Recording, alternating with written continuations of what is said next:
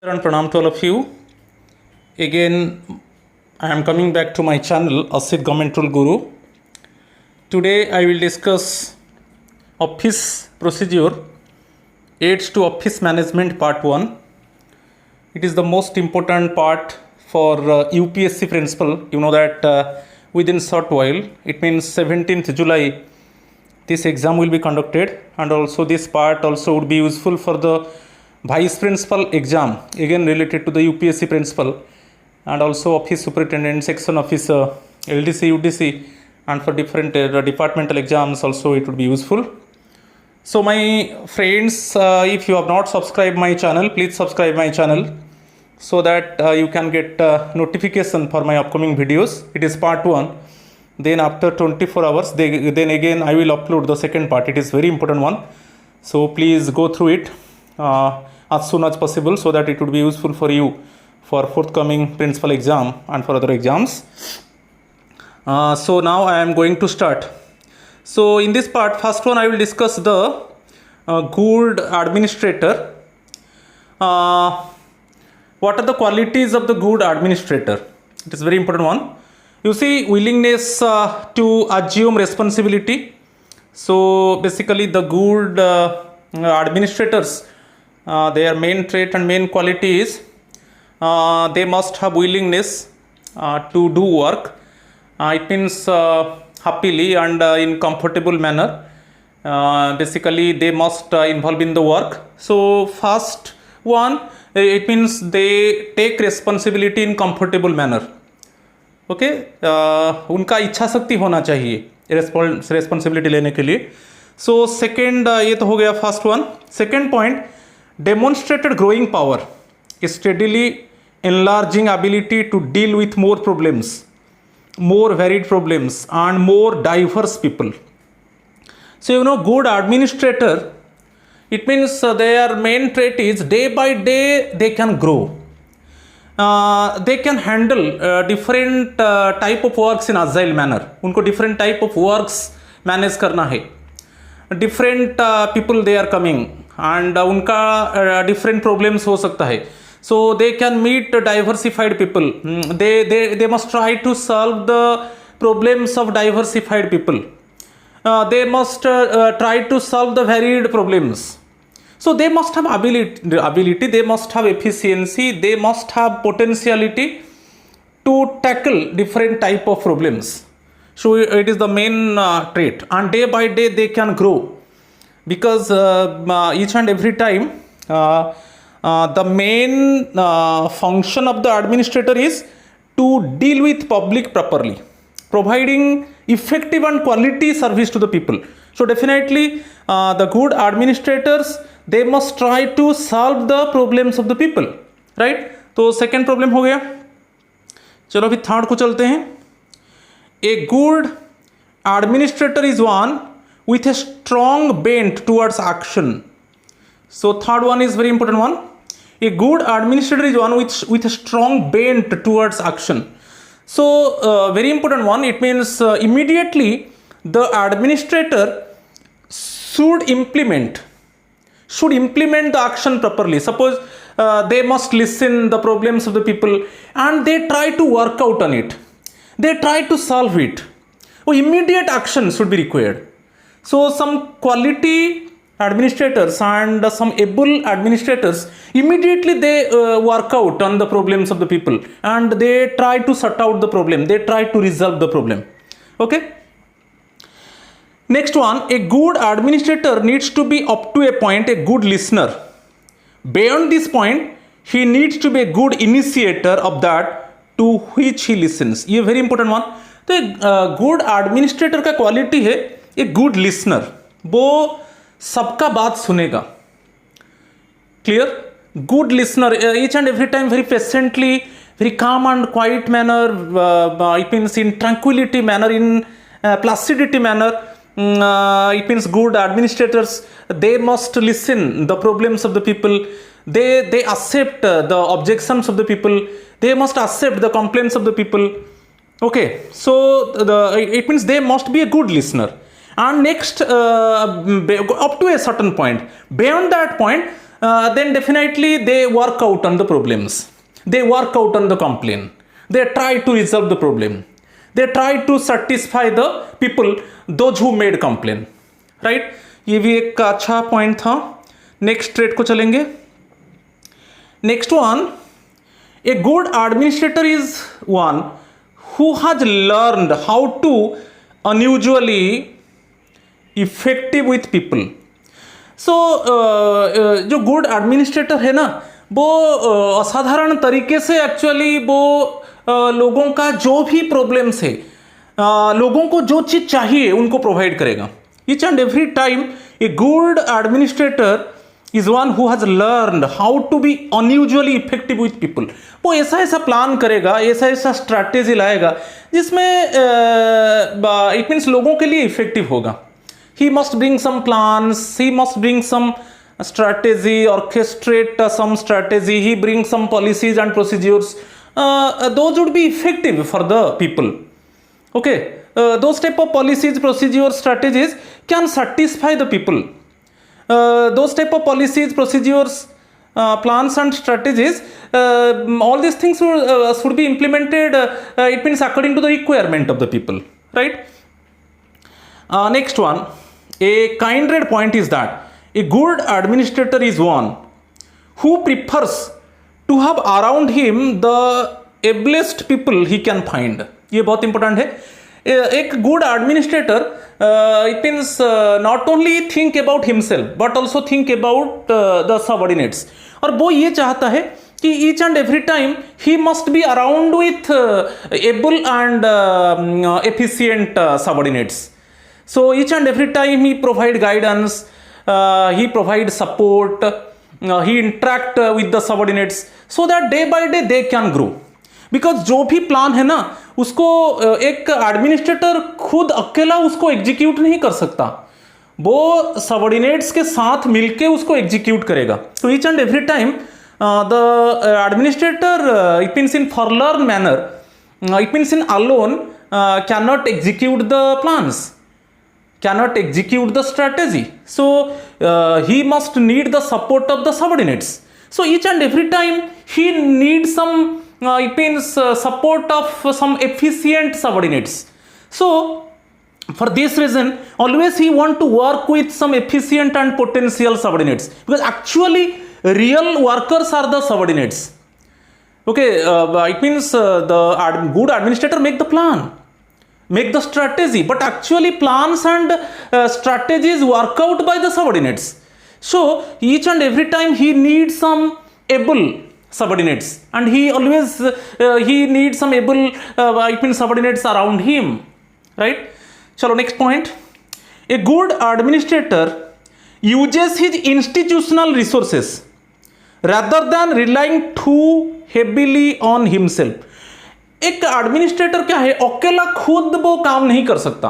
वो बोलेगा मेरे पास पोटेंशियलिटी है, मेरे पास एफिशिएंसी है, मेरे पास क्वालिटी है, तो मैं अकेला खुद काम को हैंडल कर सकता हूँ, ये नहीं है. तो definitely the administrator must have it means quality, strategy, plan, everything, but single handedly he or she can not implement everything. So for this reason जो भी इंस्टीट्यूशनल रिसोर्सेस है, चाहे जो सबऑर्डिनेट्स उनके साथ है, जो ह्यूमन रिसोर्स है, कि जो भी इक्विपमेंट्स है, उसके पास जो इक्विपमेंट्स है वो सबको प्रॉपरली यूटिलाइज करेगा. ठीक है, तो क्या होगा ना, ऑटोमेटिकली जो आउटकम होगा वो अच्छा होगा. ठीक है, जो भी इंस्टीट्यूशनल रिसोर्सेस है, आप एक स्कूल को चले जाइए, आप लैब है, आप सपोज स्पोर्ट्स आइटम्स है, आपका फर्नीचर्स है, का स्कूल बिल्डिंग है, आपके पास ऑफिशियल पीपल है, आपके पास टीचर्स है, आपके पास सम अच्छा स्टूडेंट्स है, ये सब रिसोर्सेस है. तो आपको फिजिकल रिसोर्सेस और ह्यूमन रिसोर्सेस दोनों को प्रॉपरली यूटिलाइज करके आपको एक अच्छा आउटकम, आपको एक अच्छा रिजल्ट लाना है, सबको देखना है, राइट? तो तब क्या होगा, एक एडमिनिस्ट्रेटर को अच्छा रिजल्ट, इफेक्टिव रिजल्ट मिल सकता है, राइट? चलो नेक्स्ट पॉइंट को चलेंगे. ए good administrator is one who aims at effectiveness and avoids using power or authority for their own sake. ये बहुत इंपॉर्टेंट है. एक एडमिनिस्ट्रेटर वो ये सोचता है मेरे पास पावर है, मैं अथॉरिटी हूं, तो ऑटोक्रेटिक मैनर वो काम करेगा, ये नहीं है। Good administrator believe on democracy, always he or she must follow the democratic ideas. तो it means he or she needs collective effort. तो वही है good administrator who aims at effectiveness and avoids using power or authority for their own sake. ऐसा कुछ चीज है वो उसको नेग्लेक्ट करेगा, ऐसा कुछ छोटा मोटा इवेंट्स है जो उसको वो ध्यान नहीं देगा। और सभी समय कैसे जो ऑर्गेनाइजेशन में जो रिसोर्सेस है उसको प्रॉपरली यूटिलाइज किया जाएगा, उसका जो सबऑर्डिनेट्स कैसे ग्रो करेंगे, अच्छा जो जो प्लान स्ट्रैटेजी है उसके ऊपर कैसे अच्छे से वर्कआउट किया जाएगा, जैसे कलेक्टिव एफर्ट से एक अच्छा रिजल्ट आएगा, वो इसके बारे में सोचेगा। वो ये नहीं सोचेगा कि इट मीन्स मेरा ही ओनली डेवलप हो और अदर चीज जो भी हो जाए, ऐसा नहीं है। he or she does not think about themselves. They think about others, how to properly utilize the resources, how to improve the performance of the subordinates, how to utilize the official resources properly. ठीक है, तो ये सब चीज के ऊपर ध्यान देना है, राइट। चलो next one, A good administrator has self confidence that enables him readily to confess ignorance and personal fault. Good administrator has self confidence that enables him readily to confess ignorance and personal fault. कभी कभी क्या है, उसके पास self confidence है, वो ये सोचता है हाँ ये जो प्लान हम लाए हैं तो उसको अच्छे से इंप्लीमेंट करेंगे और ये इंस्टीट्यूशन और ऑर्गेनाइजेशन के लिए अच्छा होगा, तो उसके पास बहुत सेल्फ कॉन्फिडेंस है। तो सपोज वो कुछ फॉल्ट करता है, खुद एडमिनिस्ट्रेटर कुछ फॉल्ट करता है और कुछ भूल हो जाता है, वो उसको कॉन्फेस कर लेता है each and every time, माने immediately he accept the faults or he accept the mistakes, so there is no it means reluctance or there is no hesitation from his or her side. Immediately accept the fault and immediately confess the ignorance. And because he or she has self confidence that definitely the institution and organization can grow, because the administrator think that he or she has around with some good effective subordinates, he or she has some good resources, so the collective effort it means they try to make and give the fruitful result to the institution or organization, right? Next point, a good administrator does not discourage but positively welcomes reports of troublesome things handled carefully. तो जो अच्छा administrator है ना, वो किसको discourage नहीं करेगा, वो कभी भी सबऑर्डिनेट्स को डिस्करेज नहीं करेगा। कभी कभी क्या है, सबऑर्डिनेट्स कुछ काम को ठीक से हैंडल नहीं कर पाते हैं, sometimes subordinates they can not handle the work properly, also they unable to complete the work timely.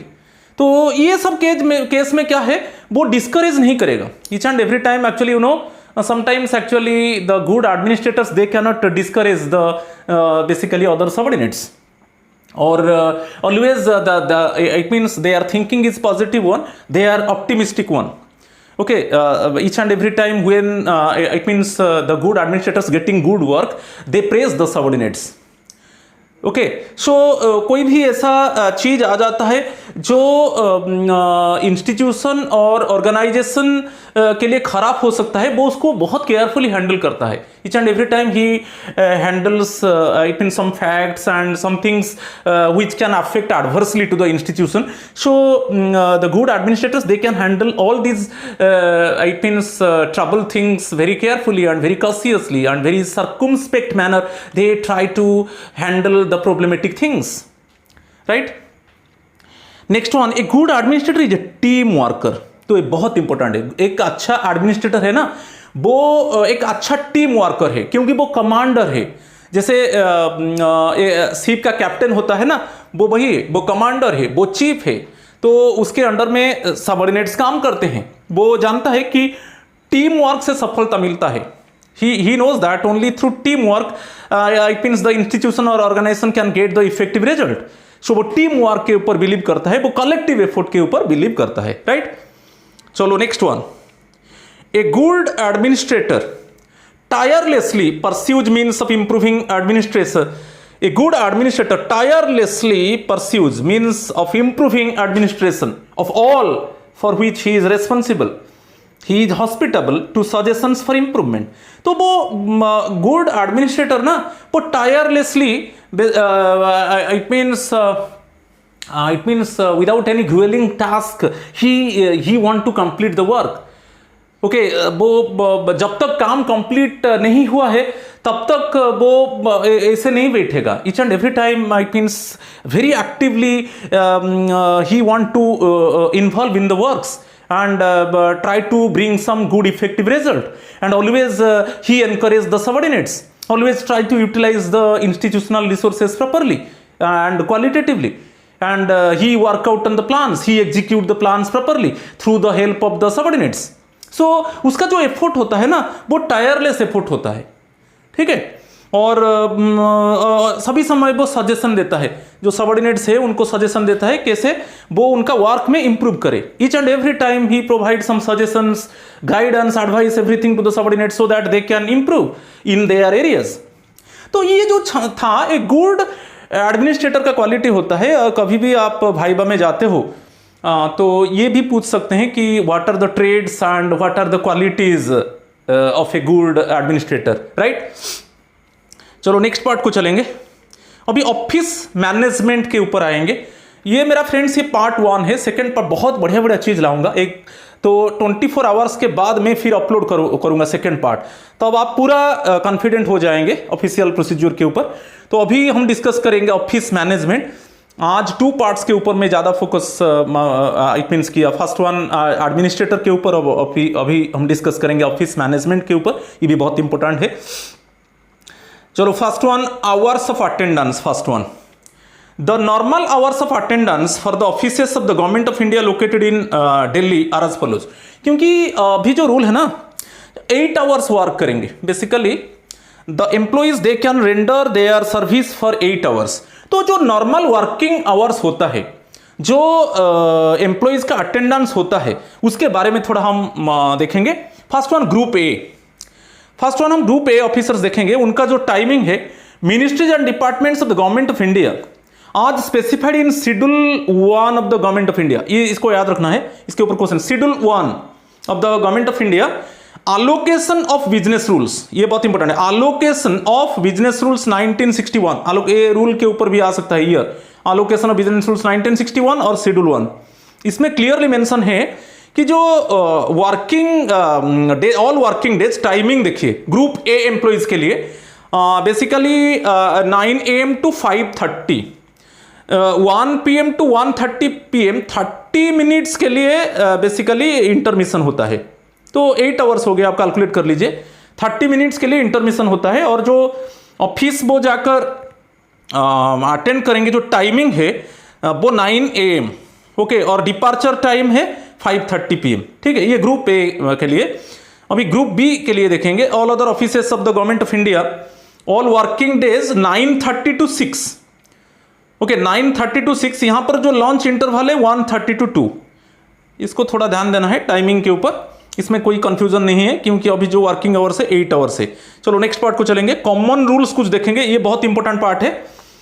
Any member of the staff may however be required to work outside office hours if the state of work in the office so demands। ये भी है, यदि office demand करता है, sometimes you know office demands for extra hour of work, not always, casually it means some works must be completed within stipulated period of time, and for this reason it means officials they must involve themselves for extra hours, it means outside of the working hours, so that it means they can complete the work within time। तो ये चीज में कोई भी मना नहीं कर सकता। कभी कभी डिमांड होता है कि हम थोड़ा कैजुअली होता है, ओकेजनली हमको एक्स्ट्रा वर्क काम करना पड़ेगा जो वर्किंग आवर का बियॉन्ड में होगा, तो क्योंकि काम को स्टिपुलेटेड पीरियड ऑफ टाइम में कंप्लीट करना है और इसमें ये डिमांड के हिसाब से काम करना है, ठीक है। ये कोई ऑफिशियल मना नहीं कर सकता। Next one, half a days casual leave हम ले सकते हैं, चाहे फोरनून हो चाहे आफ्टरनून हो। ये भी बहुत इंपॉर्टेंट है, फोरनून और आफ्टरनून में हम हाफ CL ले सकते हैं, ठीक है। Half a days casual leave is to be deducted from a government servants casual leave account for each days late. अच्छा, ये बहुत इंपॉर्टेंट है, ये वो दिया है ईच डेज लेट अटेंडेंस। इसमें क्या है, ये तो जानते हो आप, लीव रूल्स में है, CCS लीव रूल्स 1970। यदि आपका लेट अटेंडेंस होता है तो वहां पर जो कॉम्पिटेंट अथॉरिटी है वो आपका हाफ डे CL यहां पर डेबिट कर सकता है। आपका जो CL अकाउंट है, जो CL ड्यू है, उससे हाफ CL वो डेबिट कर सकता है। कब? जब आपका लेट अटेंडेंस होगा। ये पावर है कॉम्पिटेंट अथॉरिटी और जो लीव सैंक्शनिंग अथॉरिटी, उसका पावर है। ठीक है, इसके ऊपर भी क्वेश्चन मिल सकता है आपको। चलो और कॉमन रूल्स कुछ देखेंगे, ये भी बहुत इंपॉर्टेंट है। Late attendance up to 1 hour or not, late attendance up to 1 hour or not more than 2 occasions in a month may be permitted by the competent authority if he is satisfied that it is due to unavoidable reasons। ये भी है। कभी कभी क्या है कि जो कुछ नहीं, 2 occasions में, एक मंथ में 2 occasions आपको सपोज अटेंडेंस लेट देना है अप टू 1 आवर। 2 occasions से ज्यादा नहीं होगा। और इसमें क्या होगा, कॉम्पिटेंट अथॉरिटी उसको कंडोन करेगा और with justified reasons. The competent authority can condone it with justified reasons. Sometimes, it means in a month, it means only 2 times actually. If the concerned employee, it means attend the office in late manner. So, up to 2 times, okay? Up to 2 times, it can be condoned by the competent authority with proper justification. ये बहुत important है। यहाँ पर जो 2 occasions बहुत important है, right? ये late attendance के ऊपर हो गया। Next one, half a days casual leave in the forenoon or afternoon may be allowed to a government servant on prior application. तो कभी कभी क्या है, आप एप्लीकेशन दे सकते हो हाफ CL लेने के लिए। कभी कभी आपका क्वेश्चन ये है कि हाफ CL हम ले सकते हैं कि नहीं, और कभी कभी ये होता है कि हम हाफ CL ओनली फोरनून में लेंगे कि आफ्टरनून। नहीं, दोनों में ले सकते हैं, चाहे फोरनून में लो चाहे आफ्टरनून में लो, आप हाफ CL ले सकते हो। ओके, एप्लीकेशन देके, प्रायर एप्लीकेशन देके आप ले सकते हो। ठीक है, ये पार्ट भी क्लियर हो गया। Next one, the practice to leave office early with the permission should be discourage. कभी कभी क्या है, कुछ ऑफिशियल्स है वो परमिशन लेते हैं, they take permission but they leave the office early. तो कभी कभी हाँ 1-2 बार हो जाता है, मगर ये फ्रीक्वेंटली होगा, रिकरेंटली होगा, तो ये ठीक नहीं है, इसको डिस्करेज किया जाएगा। ठीक है, जो कॉम्पिटेंट अथॉरिटी है ये डिस्करेज करता है कि आप परमिशन लेके आप you should not early, it means leave the office early. ये discourage, the practice to leave office early with permission should be discouraged. Permission लेके आप, हाँ ठीक है, कभी कभी in some cases unavoidable circumstances the authority can allow to you, but regularly it should not be happened. Okay, so ये दिया है कि the practice to leave office early with the permission should be discouraged. ये भी बहुत important है, आपको समझा दिया। चलो नेक्स्ट पार्ट को चलेंगे।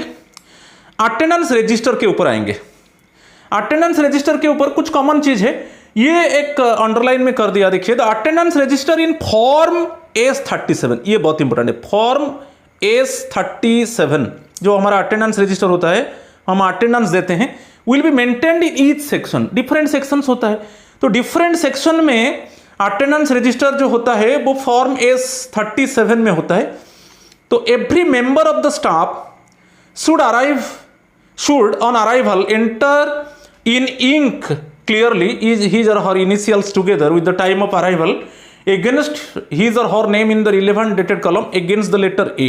arrival means A होता है, ओके, तो against the letter A आपको आपका इनिशियल दे देना है। ठीक है, तो ये बहुत इंपॉर्टेंट है। अटेंडेंस रजिस्टर आपको ये फॉर्म S37 जो है बहुत इंपॉर्टेंट है, जो अटेंडेंस रजिस्टर मेंटेन होता है बेसिकली वो S37 होता है अटेंडेंस रजिस्टर। और इसमें स्टाफ क्या है, टाइम लिया के वो इनिशियल देते हैं। It means against the letter A means वही अराइवल को माने हिंट्स देता है। ठीक है, समझ में आया? तो ये है।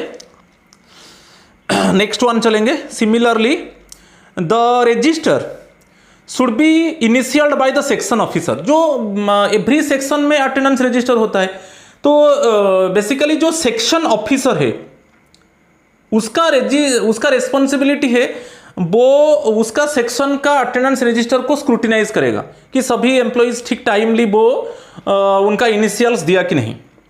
The register should be initialled by the section officer or in his absence by the senior most assistant present. तो एवरी डे में उनका इनिशियल होगा। जब सब एम्प्लॉयज अटेंडेंस देने के बाद पर्टिकुलर सेक्शन में सेक्शन ऑफिसर होता है, तो सेक्शन ऑफिसर चेक स्क्रूटिनाइज करेगा एवरी डे में करके इनिशियल उसका लगाएगा। ठीक है, put initial after it means all the employees they put their initials in attendance register. Okay, तो ये बहुत इंपॉर्टेंट है। तो सेक्शन ऑफिसर एक्चुअली बेसिकली यहाँ पर जो क्वेश्चन आ सकता है, एवरी सेक्शन में सेक्शन ऑफिसर का रिस्पॉन्सिबिलिटी है, वो एवरी डे वो स्क्रूटिनाइज करेगा अटेंडेंस रजिस्टर कि टाइमली एम्प्लॉयज आ रहे हैं कि नहीं। राइट, नेक्स्ट देखेंगे एट 9, 10 और 9:40 जिनका ऑफिस स्टार्ट होता है 9 ग्रुप है एम्प्लॉयज 9 और जो ग्रुप बी वो 9:30, तो 10 मिनट्स लेट होता है। 10 मिनट्स में कुछ प्रॉब्लम नहीं है।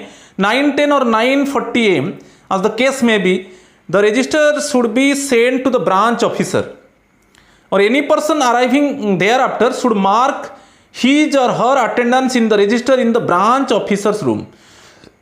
तो जिनको 9 बजे रीच करना है वो इनिशियल्स देंगे। 9, 10 में वो रजिस्टर ब्रांच ऑफिसर के पास चला जाएगा।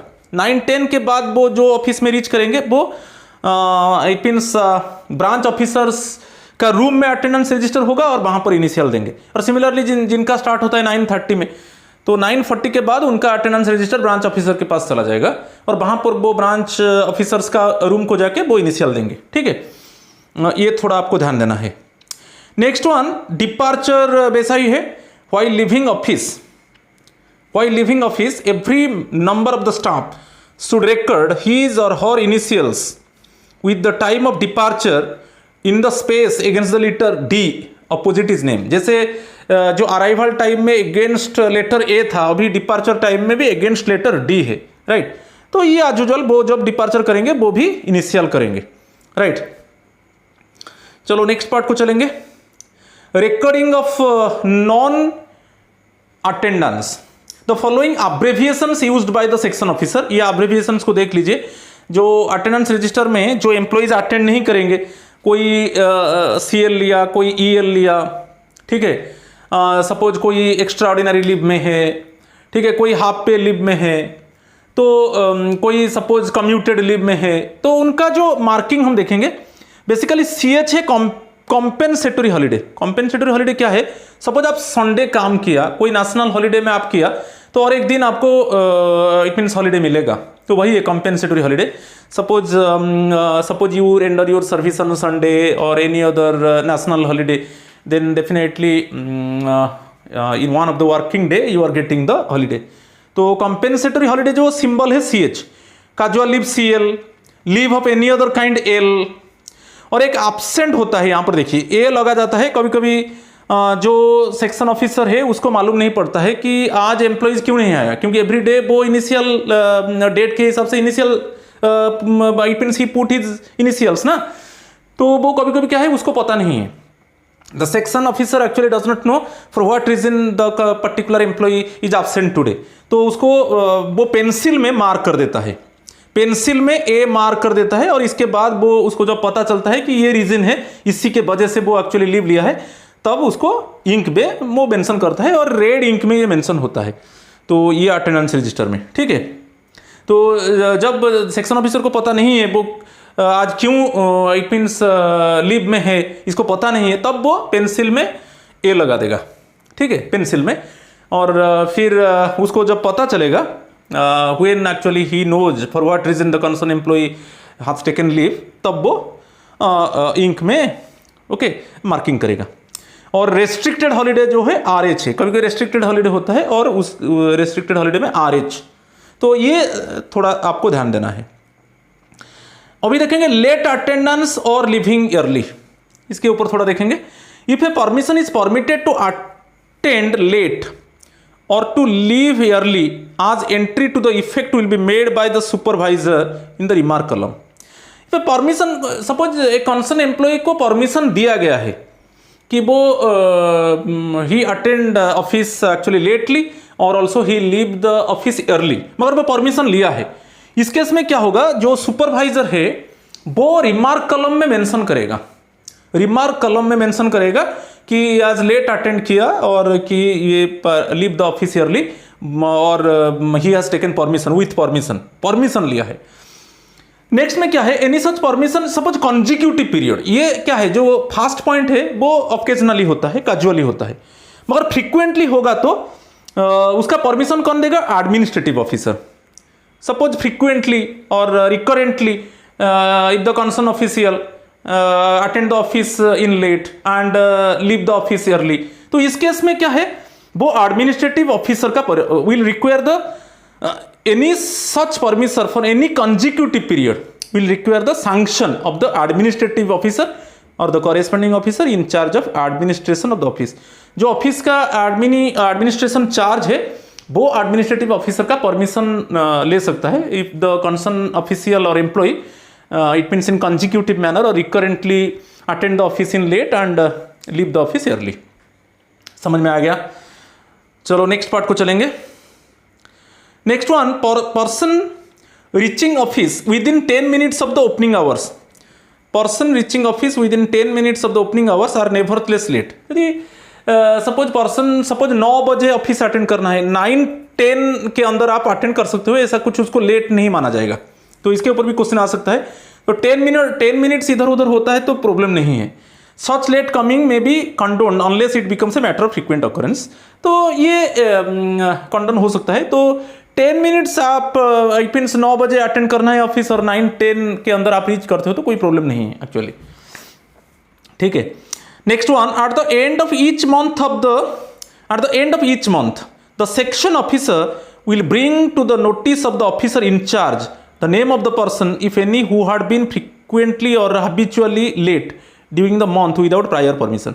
तो ये बहुत इंपॉर्टेंट है, ये पार्ट बहुत इंपॉर्टेंट है, थोड़ा आप देख लीजिए। एवरी मंथ एंड में जो एक्चुअली ऑफिसर इंचार्ज है उसको सेक्शन ऑफिसर इन्फॉर्म करेगा कि एक्चुअली फ्रीक्वेंटली ये जो यही सब एम्प्लॉइज है कि कंसर्न एम्प्लॉय कि कंसर्न ऑफिशियल जो इसी मंथ में वो frequently attend the office in late कि लीव द ऑफिस ईयरली, तो वो ऑफिसर इंचार्ज को इन्फॉर्म करेगा। कौन इन्फॉर्म करेगा ना, सेक्शन ऑफिसर इन्फॉर्म करेगा। At the end of the month the section officer must disclose or must inform to the officer in charge about the employees who frequently came to the office in late and also it means left the office early. During the month if any who had been frequently or habitually late during the month without prior permission ये inform करेगा कि बिना permission से ये employees क्या है ना, वो फ्रीक्वेंटली वो लेट में आए हैं और it means left the office also early without permission. ये क्या है, सेक्शन ऑफिसर इन्फॉर्म करेगा at the end of the month to the officer in charge. ठीक है, चलो नेक्स्ट पार्ट को चलेंगे। पंक्चुअलिटी के ऊपर थोड़ा ध्यान देंगे, ये भी बहुत इंपॉर्टेंट है, ऑफिशियल मैनेजमेंट का एक पार्ट होता है। Strict measures should be taken by the administrative authorities for the enforcement of punctuality. Section officers or supervisory officers should be very particular in scrutinizing the attendance register। वही है, तो यहाँ पर punctuality का बात आता है, बहुत इंपॉर्टेंट है क्योंकि ऑफिस में जो टाइमिंग है टाइमली रीच करना है। तो basically section officers and supervisor officers they are having responsibility to scrutinize the attendance register regularly and also inform to the official in charge about the late comers and those who left the office early. है कि तो very stringent manner and very strict manner actually the attendance and basically attendance को अच्छे से check किया जाता है और डिपार्चर जो टाइमली डिपार्चर है उसी समय एक्चुअली एम्प्लॉइज को इट मीन्स ऑफिस को छोड़ना है। ठीक है, तो ये फास्ट पंक्चुअलिटी में आ जाता है। Next one, surprise daily checks may be carried out in one or two sections of the ministry or department or office under the direct supervision of a senior officer, like the joint secretary in charge of administration or of the head of the department as the case may be। कभी कभी surprise check होता है, जो senior officers होते हैं basically like the joint secretary in charge of the administrator or the head of the department, surprisingly they visit the office. Okay, they visit the 2 or 3 sections of the ministry or department and they check whether the officials reaching office in time or not, or they check the attendance register, okay, in surprise manner, and then they detect whether the officials and employees they it means come to the office in time or not. Also they check it means their departure initials, right? चलो next one lunch break के ऊपर है. The lunch break time 30 minutes होता है. जिनका 9 बजे start होता है उनका 1 to 1:30, 1 PM to 1:30 PM, और जिनका 9:30 में स्टार्ट होता है उनका 1:30 PM to 2 PM होता है. The lunch break must be scrupulously observed not only by the subordinate staff but also by the supervisory officers, and periodical surprise checks should be made by the supervisory officers to ensure that the staff under them do not overstay the launch break. ये भी होता है जो supervisors होते हैं, आप section officers को ले सकते हो, वो क्या करेंगे लॉन्च ब्रेक के टाइम में वो भी सरप्राइज चेक करेंगे कि जो 30 मिनट्स के अंदर उनको जो लॉन्च ब्रेक वो ओवरस्टे ना हो जाए. क्योंकि उसमें क्या होगा तो basically sometime section officer and supervisors and it means their work is they surprise, they check whether it means any type of suppose employee it means overstay, it means after the launch. ठीक है, launch period ख़त्म हो चुका है मगर अभी भी वो इट मीन्स उनका सेक्शन में नहीं है, तो इसको थोड़ा गौर से इट मीन्स उसको ऑब्जर्व किया जाता है. ठीक है, तो ये बहुत इंपॉर्टेंट है क्योंकि each and every time we know that the officials deal with the public and in a particular day if unnecessary and the time is wasted by the employees then there is it means there is delayed of work and the public basically facing problem. So for this reason surprise check भी launch period में होता है, तो इसको भी थोड़ा ध्यान देना है आपको. Next one address of officers and staff, इसके ऊपर थोड़ा देखेंगे. A list of the addresses of all officers and members of the staff employed in a department should be maintain up to date in the administrative section. तो सभी officers का और सभी member staff का जो भी डिपार्टमेंट का employ है उनका पूरा कंप्लीट एड्रेस एक लिस्ट एडमिनिस्ट्रेटिव सेक्शन में होना चाहिए. Okay, all the officials and all the staff members, their address actually up to date address, okay, must be in the administrative section. Similarly, a similar list in respect of the staff employed in a section should be maintained by each section officer and one copy kept by him at his residence. ये भी है जो एक particular section में जो officers है कि जो स्टाफ मेंबर्स है उनका जो एड्रेस लिस्ट है वो सेक्शन ऑफिसर के पास होना चाहिए. ओके, सो सेक्शन ऑफिसर उसको प्रॉपरली मेंटेन करना चाहिए. जो एड्रेस ऑफ पर्टिकुलर सेक्शन में जो ऑफिशियल्स और जो स्टाफ है उनका पूरा एकदम up to date address section officer को मेंटेन करना चाहिए और one copy kept by him at his residence also. Okay, ये भी बहुत इंपॉर्टेंट है. Next one, the members of the staff should intimate any change in their residential address as soon as it takes place to the section officer as well as to the यदि कोई particular section में आप काम कर रहे हो तो यदि आप एड्रेस चेंज करना चाहते हो तो आपको सेक्शन ऑफिसर को इन्फॉर्म करना है. आपका जो अप टू डेट एड्रेस है तो आपको सेक्शन ऑफिसर को इन्फॉर्म करना है और अदर केस में बेसिकली आपको एडमिनिस्ट्रेटिव सेक्शन को इन्फॉर्म करना है कि मेरा एड्रेस चेंज हुआ है और मेरा ये अपडेट एड्रेस है, तो आपको इन्फॉर्म करना है. राइट. तो in the ministries A copy of the list should also be maintained by the resident clerk. जो मिनिस्ट्रीज में बेसिकली ये जो एड्रेस कॉपी है एक जो रेसिडेंट क्लर्क है वो कॉपी उसके पास होता है. राइट. तो in the ministries A copy of the list should also be maintained by the resident clerk. तो रेसिडेंट क्लर्क के पास जो भी पर्टिकुलर मिनिस्ट्रीज में काम करते हैं जो ऑफिशियल्स उनका एड्रेस जो अपडेट एड्रेस रेसिडेंशियल क्लर्क के पास रहता है. राइट. चलो नेक्स्ट पार्ट ऑफिस रूम्स के ऊपर जाएंगे. In the interest of security the फेरास मीन्स द सर्वेंट. जो ऑफिशियल मीन्स चैम्बर से उनका डोर को ओपन करता है और झाड़ू लगाता है और क्लीन करता है, नहीं कि ये सब है. In the interest of security the फेरास should not open any room in his charge until the arrival of a clerk working in the section or of the peon attached thereto. तो ये है interest of the security. तब तक जो फेरास है जो servant है वो रूम को ओपन नहीं करेगा जब तक जो क्लर्क बेसिकली रूम का इट मीन्स क्लरिकल पर्सन होते हैं ना वो जब रीच नहीं करते तब तक क्या होगा, जो फेरास है, जो सर्वेंट है, वो रूम का लॉक को ओपन नहीं करेगा. Okay, in the section or of the peon attach to there. Suppose peon को अटैच किया गया है, इट मीन सभी ऑफिशियल चैम्बर का डोर को ओपन करना है, तो तब तक फेरास का काम ये नहीं है कि इन the interest of the security वो ओपन नहीं कर सकता, क्योंकि वो झाड़ू लगाएगा और टेबल के ऊपर वाटर रखेगा, जो भी कार्य है. ओके, जो क्लीन एंड जो टाइडी वर्क होता है उनके पास होता है, फेरास के पास. मगर in the interest of the security it means he or she can not open the official rooms. Okay, until the arrival of a clerk working in the section or of the peon attached there too. Next one, during launch interval. ये भी देख लीजिए, a member of the staff should be on duty in the room by turn. Launch interval में basically जो official rooms होता है वहाँ पर जो स्टाफ मेंबर को रोटेशन के हिसाब से उनका ड्यूटी लगाया जाता है लॉन्च आवर में. Similarly in the evening the last man to leave office will be responsible to make over the room to the feras. Okay, ये जो है फेरास है, FERAS, फेरास, and to get the room locked. तो जो last जो ऑफिस जब बंद होने जा रहा है और जो लास्ट मैन है वो क्या करेगा, जो फेरास को एक्चुअली वो सब कुछ बोलेगा कि आप सभी में लॉक डालो, ठीक है, और सभी रूम्स को लॉक करो, वो फिर देन ही लीव द ऑफिस, जो लास्ट मैन है. ठीक है. Next one, register should be maintain to keep a record of the persons on duty during the lunch interval and in the evening and they should append their signatures there in token of their having perform the duty. ये है कि register maintain होता है, जो rotation के basis में launch में duty लगता है कि वो ऑफिशियल रूम्स को देखेंगे लॉन्च टाइम में, और कौन सा एम्प्लॉई लास्ट में रहेगा.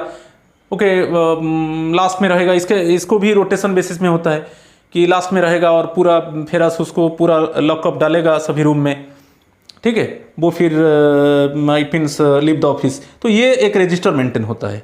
ठीक है. Next one, in the case of room occupied by officers the peons attached to them should supervise by turn the sweeping, dusting and opening of rooms.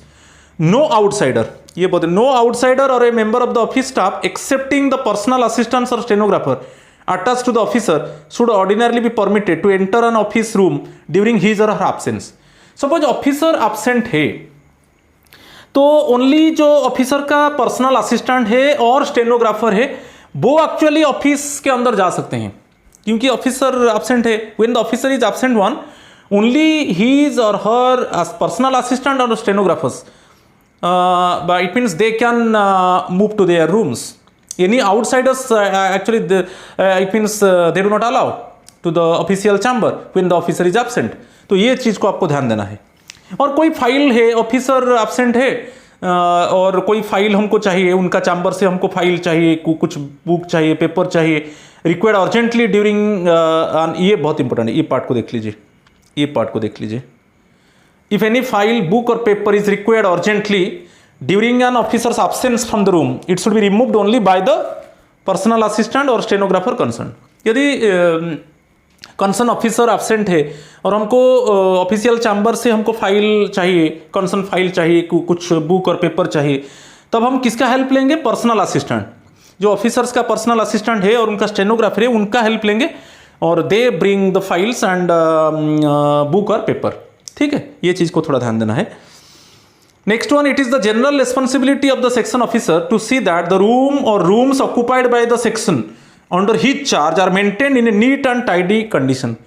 तो एवरी सेक्शन में सेक्शन ऑफिसर होते हैं, तो every section में section officer का responsibility है कि वो चेक करेगा कि जो रूम्स है वो नीट एंड टाइडी है कि नहीं.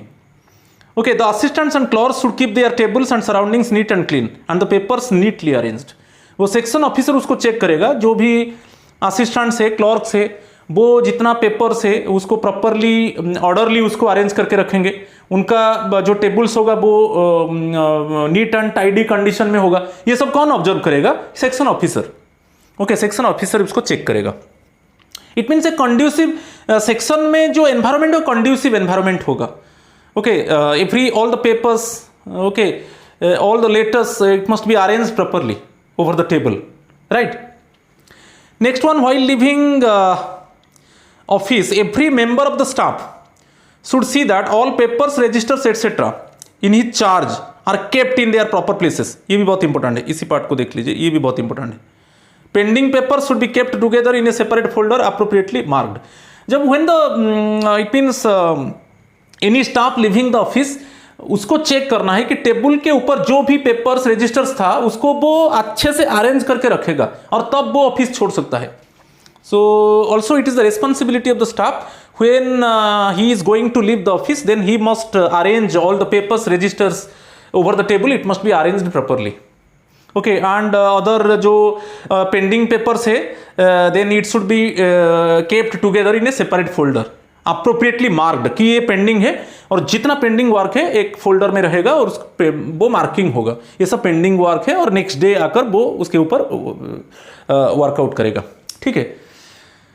Next one, it shall be the duty of the section officer to see that the electric lights, fans and heaters are used only when necessary and that they are switched off when not required during office hours. ये भी section officer का काम है. जो भी electronic equipments है वो switch off होना चाहिए और according to the requirement it must be used properly. Okay, so that unnecessarily the section cannot bear more electrical bill.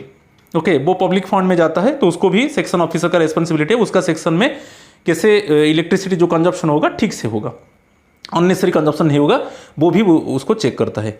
तो ये हो गया रिस्पॉन्सिबिलिटी ऑफ द स्टाफ को देखेंगे. तो बेसिकली ये भी बहुत इंपॉर्टेंट है. सभी स्टाफ उनका काम, जो उनको काम दिया गया है, जो भी वर्क उनको असाइन किया गया है, वो जानते हैं वो काम को कैसे टाइमली कंप्लीट करेंगे. We know that all the staff they are having responsibility to complete the assigned works in timely, so that it means in comfortable manner. Okay, we can respond to the public. We can provide service to the public in time, so that the public should not be outraged. It means they do not raise their finger basically towards our work, because always we are dealing with the public. For this reason we are taking salary. So the public, it means the work, it means should not be delayed. So timely we must provide service to the people. तो इसके वजह से सबका, सभी staff का responsibility है. They know their responsibility and they know how to complete the work within stipulated period of time. Okay, तो ये रिस्पॉन्सिबिलिटी में आ जाता है. तो ये जो चीज़ था आज जो डिस्कस किया ऑफिस मैनेजमेंट में, कॉमन चीज़ है, उसको डिस्कस किया. और फर्स्ट एक गुड एडमिनिस्ट्रेटर, उसका क्वालिटी क्या है, उसका ट्रेड क्या है, उसको भी थोड़ा मैं डिस्कस किया. तो ये बहुत इंपॉर्टेंट है. और after 24 hour very next day मैं सेकेंड पार्ट को अपलोड करूंगा. उसमें बहुत अच्छा चीज़ आपको मिलेगा. फाइल्स के ऊपर मैं डिस्कस करूंगा और वैसे ऑर्गेनाइज के ऊपर मैं इट मीन्स डिस्कस करूंगा. जो ऑफिशियल प्रोसीजर का जो सेकेंड पार्ट होगा बहुत इंपॉर्टेंट होगा. So my friends, please subscribe my channel, like my channel and comment my channel, so that definitely in subsequent time I bring some videos. So round the corner, different exams would be there. So please very patiently, it means you go through my videos and with strategy, with confidence, okay, with patience, you must prepare for the examination. You should not be depressed, you should not be dejected. Okay, so it means with self-confidence you prepare it and definitely you crack the exam. So my friends, आज ही इतना है. Very next day I will upload the second part of the official procedure. Thank you, Namaskar and Pranam to all of you.